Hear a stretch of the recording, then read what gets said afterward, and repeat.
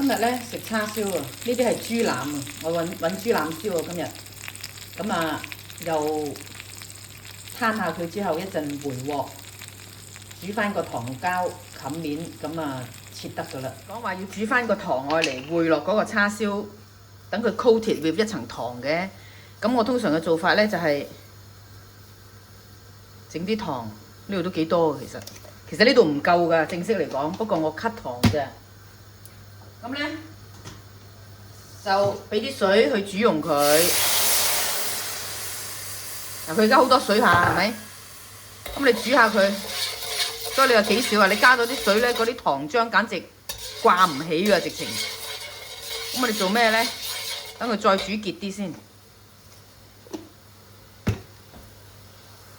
我而家咧攞咗支 golden syrup 嚟，支少少落去，等佢起膠啲啫嘛，差唔多乾啦。咁咧我就將呢啲頭先嗰啲叉燒燒到嗰啲叉燒倒落去，其實係做到等佢個面全部俾呢啲糖膠黐住啫嘛。咁食起上嚟咧，你會覺得佢好食啲嘅咯。即係叉燒就偏鹹啦，醃到佢偏丁堆鹹啦，然之後個面就俾啲糖去 balance 翻佢啦。咁鹹鹹甜甜加埋咧，就係一啲好好味嘅叉燒嚟噶啦。睇唔睇到啊？個色水又會好閃閃靚，好靚嘅喎。咁啫嘛，係咪？咁咯，咁就得噶啦。攞起佢，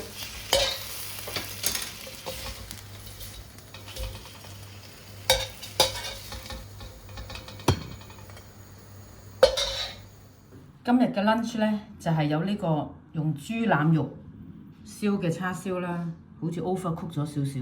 anyway， 跟住就係有呢個鹹蛋浸菜啦，同埋呢碟咁嘅瓜嘅，就係咁啦，配白飯咯。呢度有碗湯咯。拜拜。